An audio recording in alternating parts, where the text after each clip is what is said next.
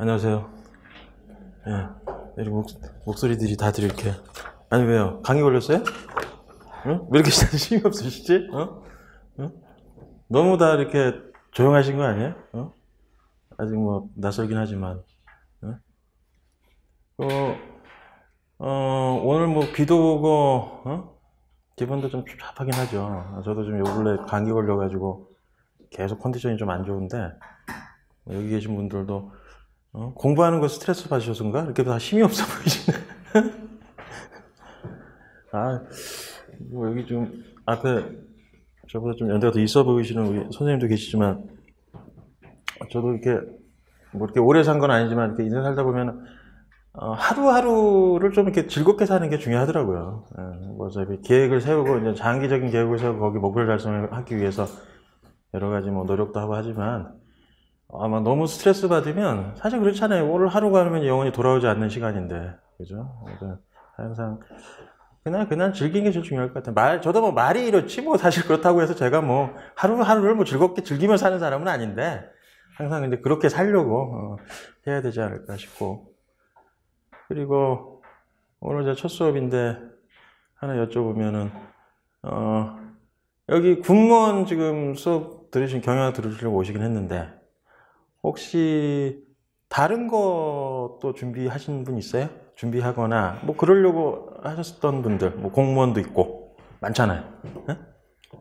그래서 그쪽 전공 뭐 작년에 준비하셨든지 아니면 지금 같이 하면서 병행하시는 분 있어요? 네? 손들기 좀 그러면은 이렇게 드시면 되나 살짝. 있어요? 네? 궁금해서 물어보는 거예요, 그냥. 여기 하시는 분. 내가 이제 오늘 아마 좀 유인물 받으셨을 텐데, 오늘 이번에 하는 회차가 심화 약간 이제 일반적으로 하는 경영학 그냥 기초적인 거 말고 조금 잘 안 건들거나 그냥 가볍게 넘어가는 것들 좀 건들려고 오늘 첫 수업부터 회계를 건드렸는데, 사실 이제 경영학을 여기서 뭐 전공하신 분이 있는지 모르겠어요. 경영학을 전공하거나 아니면은 수업을 들으셨던 분들이라면 뭐 경영학의 전체적인 내용은 아시잖아요, 그죠? 뭐 기초적인 경영 이론부터 역사, 히스토리 다루고, 그죠? 뭐 마케팅도 있고, 조직 관리, 그죠? 그 다음에 생산 운영 관리도 있고, 그 다음에 계략적 의사결정, 그리고 맨 끝에서 이제 약간 뭐 나오는 게 많지 않으니까 많이 조금 건드는 게 이제 깔짝깔짝 손대는 게 이제 회계학 파트하고, 그 다음에 재무 관리입니다. 근데 이제 재무 관리도 아마 뭐 문제 비중이 낮으니까 그냥 가볍게 많이 넘어가는데, 뭐 재무 관리 좀 어렵죠. 해보신 분들 알겠지만, 예, 막 수학적인 이론 나오고 막 무슨 함수 쓰고 막 이러니까 약간 짜증나고 재미가 없긴 할 텐데, 우선 뭐 여기 있는 분들은 어느 정도 이제 좀 기본적인 것 좀 안다라는 전제 하에 얘기를 하려고 하고, 원래 회계학만 디테일하게 건드려도 이게 뭐 엄청나요, 양이. 그래서 회계학을 별도로 수업을 빼서 하잖아요, 그죠? 회계학 파트도 그렇고 재무관리도 그런데, 뭐 경영학에서의 이제 회계학은 뭐 사실 비중이 높진 않으니까 뭐 다른 선생님이 해줬으면 좋겠는데 뭐 할 사람도 없고 제가 해야 되잖아요. 그러니까 이제 회계학을 하는데, 사실은 내용이 좀 많죠. 그러니까 회계학과 학생들도 몇 년을 공부해야 되는 양인데 사실은, 그죠? 뭐 고급 회계도 있고 중급 회계 있고 막. 근데 오늘 이제 회계학 수업하면서 어떤 얘기를 드릴 거냐면, 가장 기본적인 것들 좀 깔아주려고 그래요. 그러니까 뭐 분계하는 것들, 그러면서 계정 과목 좀 알아두고, 그러면 이제 기본적으로 회계학 문제가 뭐 많이 나오진 않지만 나오면 최소한 다 맞출 수 있도록 하기 위해서 그런 쪽으로 좀 얘기를 좀 해드리려고 하고, 그 다음에 뭐 항상 뭐 첫 시간에 많이 얘기하는 게 뭐 다른 강사분들도 그러지만 이제 공부 방법 많이 얘기 드리는데, 공부 관련된 거는 사실 본인마다 자기 특징이 좀 있어요. 그래서 뭐 제가 뭐 이렇게 무조건 해라 이런 건 아닌데, 근데 이제 어떤 강사분이 얘기해도 항상 공통적으로 얘기하는 부분, 그 다음에 저도 뭐 오랜 시간 공부도 해왔고 뭐 지금 여기 앞에서 수업도 하고 있지만, 제일 중요한 게 이제 꾸준함인 것 같아요. 꾸준함인데, 뭐 하루에 뭐 됐다 뭐 본다고 해서 하루 12시간씩 공부할 수 있느냐, 사실 사람이라는 게 그렇지 못하거든요. 뭐 컨디션도 있고 하니까. 근데 사실 그걸 꾸준하게 할 수 있는 능력이 제일 중요한 것 같아요. 성실함이죠, 성실함. 성실하게 할 수 있는 사람, 그러니까 엉덩이 무거운 사람이 나름대로 성과를 낼 수 있고, 그 다음에 이제 공부하실 때 나름대로 좀 요령이라고 한다면, 뭐 제가 얘기 드리는 것 중에 하나는, 저도 이제 공부하면서 경험했던 것들이에요, 사실은. 근데 이제 예를 들어 어디엔가 이제 필기하시는 거 있죠. 예를 들어 문제 풀면은 오답노트 같은 거 만드시는 거, 그죠? 예, 오답노트 좋습니다. 오답노트 좋고, 그 다음에 어디 이제는 요점 정리하는 내용들을 적는 것도 다 좋은데, 그건 뭐 방법이 두 가지가 있는 거예요, 선택지가. 그러니까 사람마다 다른데, 그러니까 어떤 분들은 직접 어디 노트에다가 따로 정리하면서 그 내용, 자기 개념을 정리하시는 사람이 있고, 저 같은 기질의 사람은 어떤 성향을 갖고 있냐면, 나는 좀 약간 게으른 스타일이에요. 공부할 때도 좀 전체적으로 보는 거지 이렇게 막 디테일하게 꼼꼼하게 보는 스타일은 아니었어, 공부할 때. 그럼 나는 어떻게 공부를 전개했냐? 옛날 공부할 때 책이 있으면 웬만하면 책에다가 그냥 다 이렇게 내용을 쓰고 따로 어디다 정리를 안 해. 그게 귀찮거든요. 그런 걸 싫어하는 성향을 갖고 있는 사람이라.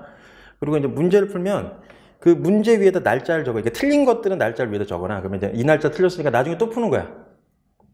그러니까 따로 오답노트를 만들어 정리 안 하고 보통 이제 푼 내용이 적고 필요한 내용이 이제 봐야 될 내용이 있으면 거기다가 빼곡하게 정리를 안 하고 나중에 못 알아보겠더라고요. 그래서 이제 페이지만 적어놔요. 어느 페이지 참고해라 그러면은 그 문제 다시 풀어볼 거 아니에요? 날짜를 적어놨으니까. 그럼 나중에 이제 풀다가 또 틀렸으면 아니면 개념을 봐야 되면 거기다 페이지 번호를 적어놨으니까 거기 페이지만 가서 내용 한번 보고 풀고 뭐 이런 식으로 해서 최대한 적는 걸 좀 적게. 그러니까 나 같은 기질은 그렇다는 거지. 내가 정답이라는 얘기가 아니고. 그러니까 이제 사람마다 다르니까 그거는. 근데 이제 나름대로 자기 스타일을 그렇게 좀 바꿔야 돼요. 특히 어떤 사람이 바꿔야 되냐면 과거부터 공부를 오랫동안 해왔는데 성과가 없는 사람들. 그러면 분명히 자기 공부하면 잘못된 거야. 저도 여러 번 방법을 바꿔왔던 사람 중에 하나입니다. 그래서 해보니까. 그리고 공부하실 때는 웬만하면 본인이 개념 정리를 할 때 이걸 그림으로 정리할 수 있는 사람이면 좀 잘 정리가 된 거예요. 그러니까 이제 말로 정리하는 것보다 그걸 이렇게 막 도식적으로 이렇게 쓸 수 있는 사람도 있잖아요. 그러면 이제 자기 생각이 좀 정리가 된 거야, 그게. 머릿속에. 그러니까 이제 그런 식으로 본인 스스로가 내가 어느 정도 이해를 했는지도 검증도 해보고 그림으로 정리를 하면 나중에 요점을 볼 때도 편해요. 우선 내가 정리해 놓은 거니까 나중에 내가 보고 다 이해할 거고, 당연히. 그죠? 시험이 다가왔을 때 이제는 마지막에 최종 정리할 때도 훨씬 내용을 빼곡하게 써는 것보다는 훨씬 이해하기 쉽고 당연히 그중에 이제 핵심적인 건 이제 막 당구장 표시해놔야지 꼭 봐야 될 거 뭐 이런 것들은 하여튼 그런 요점 정리하는 것도 자기가 이제 실력을 키워야 됩니다, 사실. 그냥 딥다 그냥 거기 그냥 있는 대로 옮겨 적지 말고 스스로 좀 깔끔하게 정리하는 것도 좀 많이 해본 사람이 잘해요, 결론적으로. 하여튼 그렇습니다. 그래서 저 이름은 그래도 얘기하고 가야겠죠? 예. 이거 이름이 고시예요, 고시. 고강유라고. 원래 제가 이제 전공이라고 해야 되나? 전공은 좀 이제 회계 쪽하고 재무관리가 주 전공이죠, 사실은. 그래서 이제 회계 쪽을 하는 걸 수도 있죠, 사실. 그래서 간단히 제 이름을 제가 얘기했고, 실제로, 우리 이제는 여기 회계학 쪽을 공부를 해보시면 알겠지만, 좀 디테일하게 들어가면 내용이 좀 어려운 게 많아요. 그래서 그런 것들을 좀, 오늘하고 이제 이번 주 금요일 수업이구나. 목요일 수업이죠. 목요일. 그래서 오늘하고 목요일 수업 할 때, 최대한 뭐 회계 쪽은 다 정리할 수 있도록. 원래 이제 일정이 그런 거니까, 이번 주는 이제 회계학을 다 정리하는 걸로. 이렇게 일정이 짜져 있어요. 그리고 전체적인 흐름은 사실은, 우리 이제 경영학 파트 보면은 흐름은 그러잖아요. 이제 처음에 경영학 기초 배우고, 그죠? 이제 역사, 히스토리 배우고, 그죠? 그 다음에 인간관계론 배우죠, 인간관계.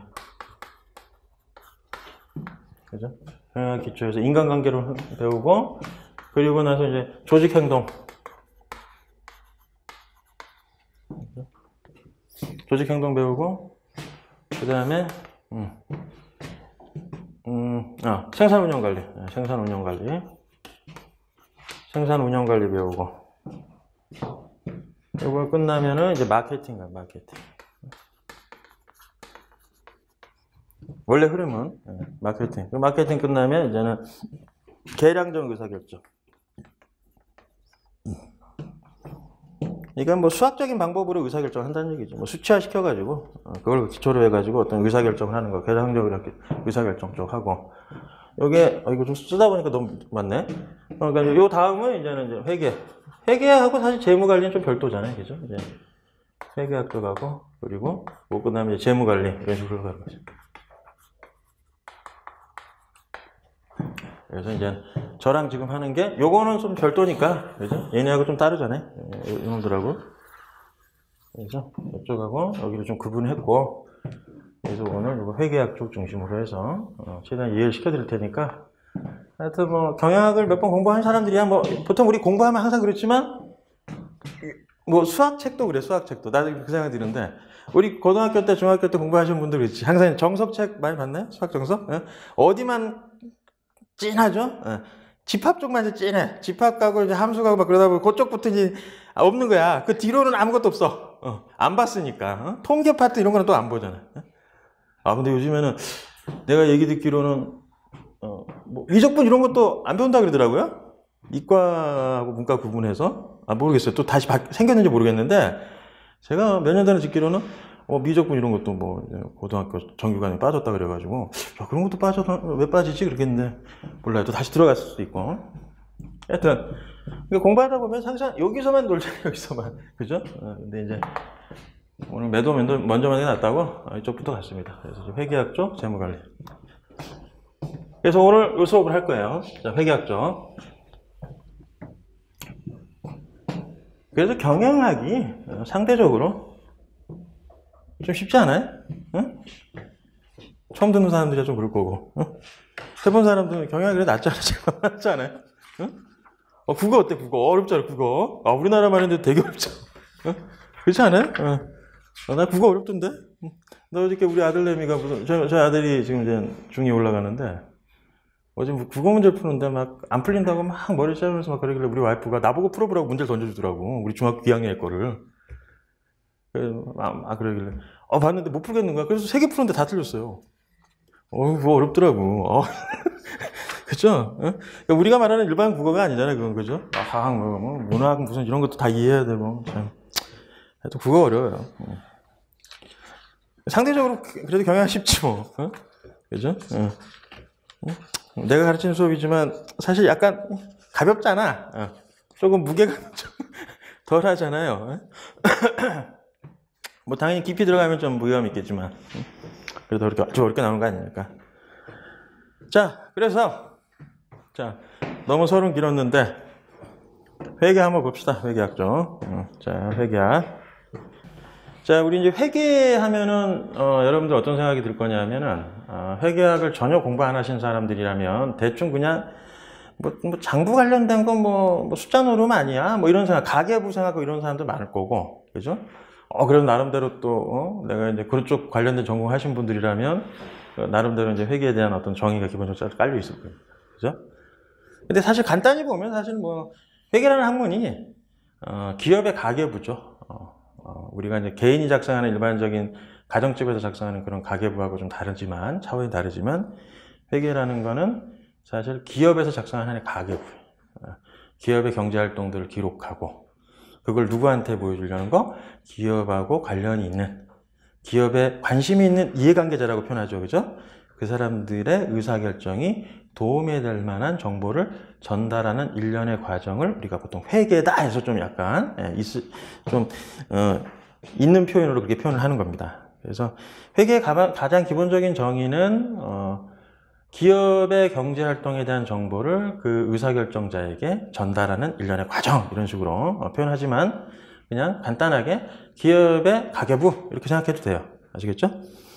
그래서 이제 회계적인 파트를 우리가 이제 보면 회계도 또 여러 가지로 좀 분류를 할 수가 있습니다. 거기 보시면 재무회계라는 게 있고 이제 관리회계, 회계, 그다음에 세무회계라는 게 있어.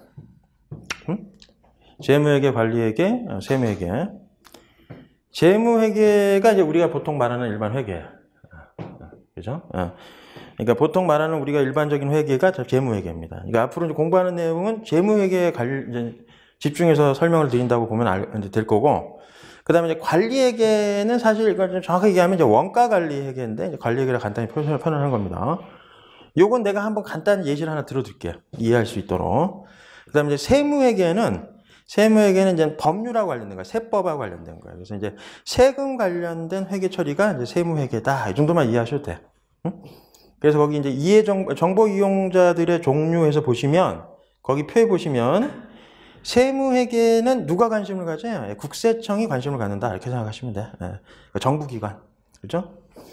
그럼 재무회계는 누가 관심을 가져요? 예, 외부 정보 이용자. 외부 정보 이용자들은 어때요? 이제 그 기업에 관심을 갖는 사람들. 기업에 관심 있는 사람들 누구야? 그 기업의 주식을 살려는 투자자. 그죠? 또는 그 기업하고 거래하려는 거래처. 어? 왜 관심 있어요? 내가 이 거래처, 내가 이제 삼성전자 물건을 딱 납품하려고 그러는데. 어? 이게 보니까 기업이 오래 갈지 모르는 의심이 갈 거 아니에요. 삼성전자 그러니까 좀 믿음이 가지만, 만약에 진짜 듣도 보도 못한 회사인데, 이 회사가 이제는, 우리하고 거래를 트자고 하는 거예요. 그때 뭘 봐야겠어요? 회계 정보를 딱 보고 이 회사가 오랫동안 사업을 잘 꾸준히 했던 사업자인지, 아니면 수익이 나는 사업자인지, 재무 구조는 건실한지, 이런 거 봐야 될 거 아니에요. 부채가 너무 많은 기업이고, 그럼 내가 물건 대금 딱 줬는데, 물건 줬는데 대금 못 받는 경우가 생길 수 있겠죠? 그러니까 그런 사람 다 이해관계자가 되는 거죠. 외부 정보 이용자.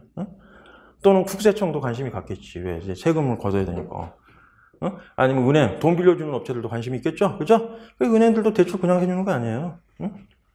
기업에 대출해줄 때, 하물며 우리 개인들한테 대출 받을 때도 얼마나 깐깐한데, 거기서. 그죠? 그때 다 이런 재무회계, 회계 정보를 기초로 해서 해주는 겁니다. 관리회계는 내가 하나 재밌는 예를 드릴게요. 첫 수업이니까 처음부터 들이대면 좀 그렇잖아. 자, 이게 원가 관리회계, 이게 참 인생 사는 데는 도움 많이 돼요. 우리는 그렇게 깊숙이 공부 안 하지만 하나 예를 들어볼게요.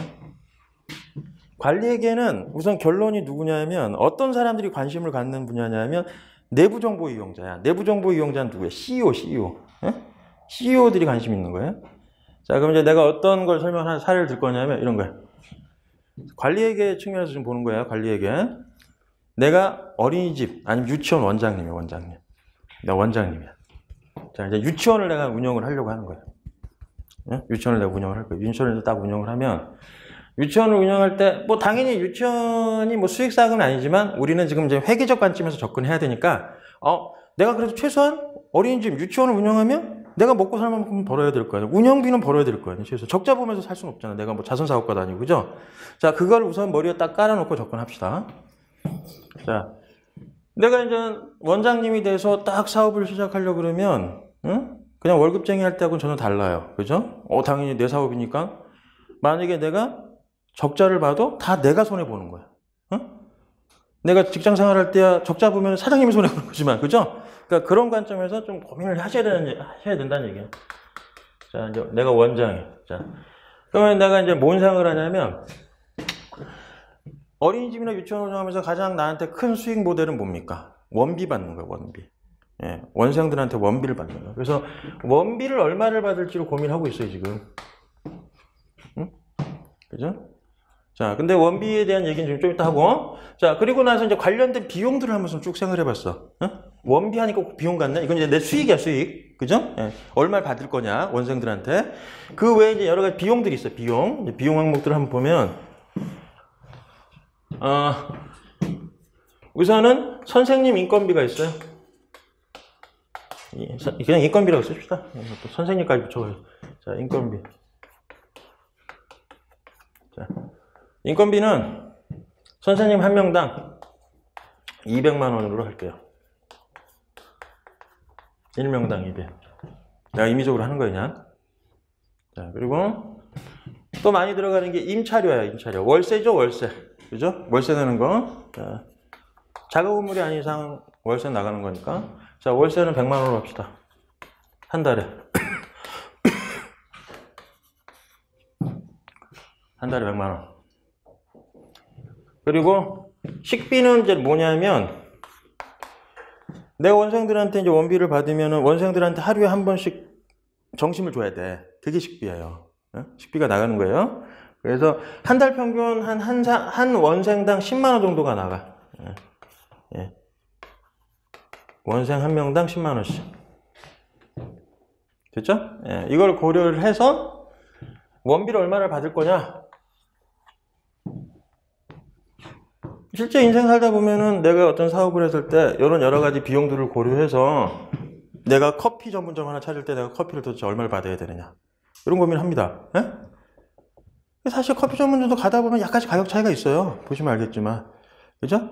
그럼 내가 이제 커피 전문점 딱 찾을 때는 그 주변에서 받는 내 경쟁업체들의 커피 가격 따져볼 거고, 그죠? 내가 들어가는 이런 원가들 고려해가지고 내가 어느 가격을 했을 때 주변에 있는 고객도 확보하면서 내가 적자 안 보고 어느 정도 수익을 낼 수 있고, 이런 고민 한다니까. 사실 인생 살다 보면 고민이 돼요. 그럼 내가 이제 지금 여기 고민하는 얘기는 아니고 이제 원가 관리 얘기라는 게 이런 거다 보여주려고 하는 건데, 예. 그러면은 원비는 이제는 보면 내가 한 40만 원 받는 걸로 해볼까요? 40만 원? 40만 원 받는 걸로 하고, 하나 얘기 안 하고 넘어갔는데. 뭔 얘기를 안 했냐면, 인건비 얘기를 했어, 인건비. 무슨 얘기를 하려고 그랬냐면, 이게, 이제 조건을 달아야 돼, 제약 조건. 어떤 조건이냐면, 실제로 법률에 있어요. 내가 임의적으로 만든 게 아니고, 유치원이나 어린이집 같은 경우 선생님 한 명이 보육할 수 있는 원생 수가 제한돼 있어요. 선생님이 뭐 그냥 뭐 100명이든 200명이든 막 봐줄 수 있는 게 아니에요. 우선 내가 알기로는 3세 이하 어린이는 그 유아는 선생님 한 분이 3명 이상 보육을 못하는 걸로 알고 있는데 확실하진 않아요, 솔직하게. 근데 뭐 그런 거 중요하진 않으니까. 근데 하여튼 나는 저기다 제약 조건을 어떻게 달았냐면, 선생님 1명당 원생 수 10명. 10명까지만 받을 수 있는 거예요. 예? 제약을 줬죠? 선생님 한 명당 원생 수는 10명까지. 그러니까 10명이 넘어가면 어떻게 해야 돼? 선생님을 또 뽑아야 되죠? 그죠? 예, 제가 자꾸 코를 만지는데 죄송한 게 비염 때문에 그래요, 비염 때문에. 요즘에 미세먼지 많잖아요. 그래서 안에서 이게 자꾸 피가 고여가지고 가려워요, 그냥. 하여튼. 자, 그래서 단 선생님 한 명당 원생수가 10명이라는 얘기는 10명이 초과되면 선생님 하나 더 뽑아야 된다는 얘기예요. 20명 되면 2명 뽑아야 되고 21명부터는 3명 뽑아야 돼. 됐죠? 그런 개념이에요. 이해하시려면. 자, 그러면 내가 이제 원비를 40만 원 받아봅시다. 그러면 이제 적자인지 흑자인지는 어떻게 알아요? 떠보면 되지. 자, 내가 40만 원씩 받고 10명을 받는다고 하면 나한테 한 달에 얼마 들어오냐면 40만 원 곱하기 10명 하면 되니까 400만 원 들어옵니다. 400만 원. 그죠? 이게 내 수익이죠? 네, 수익이고. 그러면 인건비는 어떻게 들어갈까요? 10명까지는 200만 원이니까 인건비 200만 원 나가요. 맞죠? 인건비. 그리고 월세는 뭐 선생님은 상관없이 그냥 무조건 100만 원 나가는 거니까. 월세 100만 원. 그리고 원생 한 명당 10만 원씩 식비가 나간다 그래서 10명이니까 10만 원 곱하기 10명 하면 100만 원. 해보면 빵원. 수익 400에 비용 400이니까 그죠? 이게 손익분기점이네 딱. 그죠? 40만 원씩 받았으니까 딱 손익분기점. 그죠? 됐죠? 근데 사실은 나중에 이제 원가회계 공부하면은 이게 사실 여기서 약간 다른 내용이 있는데 그때 가서 얘기하고, 사실은 40만 원만 받아도 적자는 아니에요, 사실은. 왜냐하면 10명 이상만 받을 수 있으면 여기는 흑자납니다, 흑자, 사실. 근데 지금은 만약에 10명까지만 받는다 그랬을 때는 40만 원 이상 받아야지 최소한 적자는 안 보겠네요. 그죠? 딱 40만 원이 딱 0이 되는 시점, 손익분기점이니까. 그죠? 나중에 공부하다 보면 이런 게 이제는 변동비야, 변동비. 준고정비, 죄송해요. 준고정비라고 하고, 이런 거는 고정비라고 얘기합니다. 고정비. 나중에 얘기하지만, 식비는 변동비예요. 비용 중에서도. 비용의 성격별로 구분하는 건데, 이건 원가 관리에서 이제 다루는 내용인데, 나중에 얘기하고, 지금은 이제 그런 관점이 아니라, 보니까, 그러면 이제 40만 원을 받았을 때 10명이면, 400을 받고, 그때 이제 들어가는 인건비는 200, 임차료 100, 그 다음에 식비는 10만 원씩 해서 100만 원 해서 총 0원이 남는구나. 그죠? 그러면 50만 원 받아야겠구나. 그래서 50만 원을 딱 받기로 했어, 50만 원. 딱 50만 원 받았을 때 딱 10명 받으니까 이제 500만 원이 되니까. 그죠? 그랬더니, 그러면은 한 달에 100은 남네. 이렇게 되는 거잖아요. 원비를 50만 원 올렸더니 500이 되고, 인건비 200은 그대로고 선생님 얼마까지? 한 명까지 그죠? 한 명으로 200이니까 그리고 임차료 100, 식비는 100만 원 그대로. 그래서 100만 원이 남아요. 그죠? 근데 어느 날 갑자기 옆에서 어떤 소개로 원생이 하나 더 왔어. 그럼 11명이 이제 한 명이 들어오면 11명이 되잖아요. 그러면 이때 이제 고민이 될 거야. 지금 이제 생각 안 하다가 내가 고객을 딱 던지니까 무슨 생각이 드냐면 11명을 받아야 되느냐 말아야 되느냐 생각이 듭니다. 왜 그러냐면 이것 때문에 그래요. 이것 때문에. 11명이 되면 어떤 현상이 생기죠? 적자로 돌아가요. 적자. 550이 되죠, 이거는. 자, 11명이 되면 어떻게 돼? 550이죠? 근데 인건비가 얼마가 돼? 200만 원 곱하기 2명이 되죠? 사람 2명이 필요하니까, 그죠? 인건비가 400이 됩니다. 그래서 식비는 11명이니까 110만 원 될 거고. 아이고. 그래서 바로 적자네. 그죠?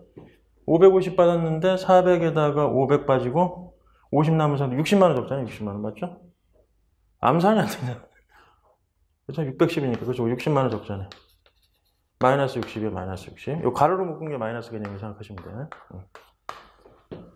60만 원 적자. 60만 원. 됐죠? 이런 게 원가액의 특징이에요. 그러니까 원가는 무슨 의미를 갖고 있냐면 그 수익 사업을 통해서 어떤 특정 수익을 냈을 때 발생하는 여러 가지 관련 비용들이 있죠. 이 비용이 성격별로 지금 중고정비, 고정비, 변동비의 특징을 갖고 있어요. 우리는 아직 그런 거에 자세한 내용을 모르지만 이런 성격들 때문에 이게 어떤 수익을 했을 때 사람을 더 받아야지 말아야 될지에 대한 고민 같은 거 있죠. 이런 건 다 누가 고민하는 거예요? 원장님이 고민하는 문제 사실은. 그죠? 그래서 어떤 수익 사업을 했을 때 원생에 대해서 내가 20명 모집할 자신이 없다 그러면 10명에서 딱 끊는 게 정상일지 아니면 20명, 30명 모집할 자신이 있으면 공격적으로 내가 그죠? 할 수도 있는 거고. 그러니까 원가액가 지금 내가 여기 한정적으로 얘기를 했지만 사실 원가 파트가 되게 다양하게 많이 있어요. 예를 들어 삼성전자가 이번에 뭐 불화수소 얘기도 나오지만 뭐 반도체 생산할 때 불화수소를 자체 생산하는 게 더 원가가 적게 먹힐 건지 아니면 외주에서 수입해 오는 게 더 쌀지 이런 거 있죠? 이런 게 다 원가 관리 파트.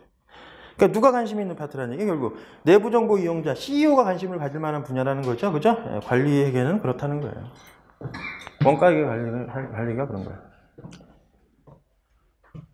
그리고 여러분들이 알아야 될 것 중에 하나가 나중에 여기에서 CVP 분석하는 거 하나 아셔야 돼요. 원가 회계할 때 CVP 분석하는 거 나중에 공부를 해야 되니까 간단하게 맛배기로 한번 보셨다고 생각하시면 돼요. 됐죠? 그렇게 이해하시면 돼. 그래서 거기 재무회계하고 원가관리회계를 비교해놨죠. 보시면 1페이지. 정보회계 이용자는 어떤 사람이에요? 재무회계는.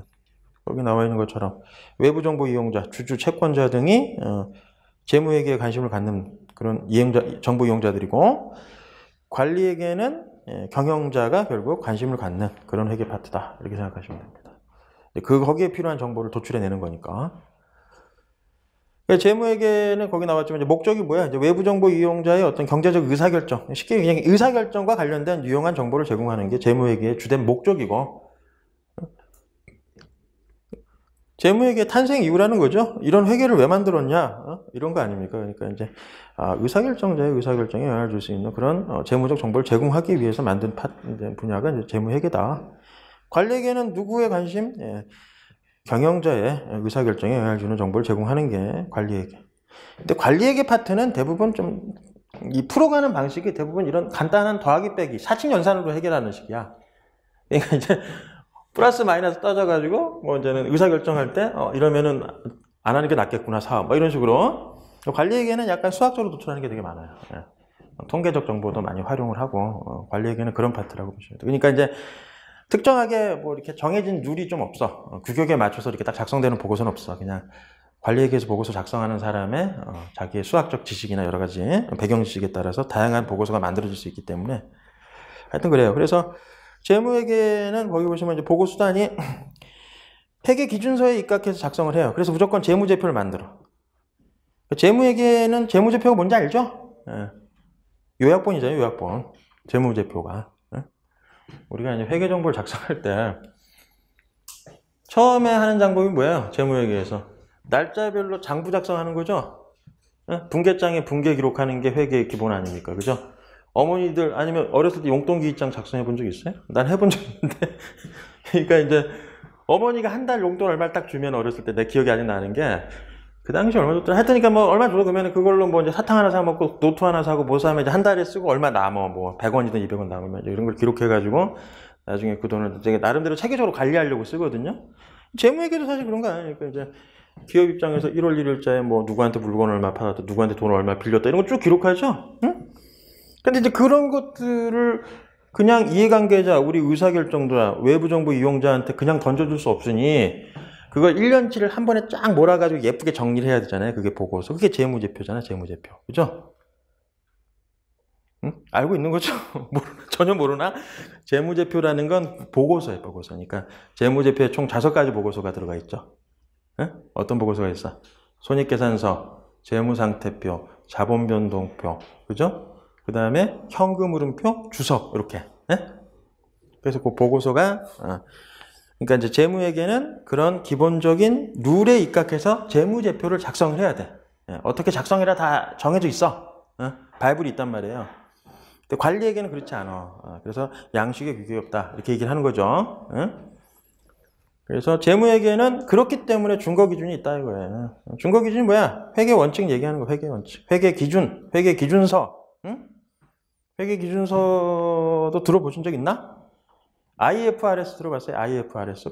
KIFRS? 응? 서점에 가면 많아요. KIFRS라고. 한국채택국제기준 이런 거. 네. 기준서 있어요. 네, 기준서. 그래서 이제 있고 관리회계는 그런 게 없어.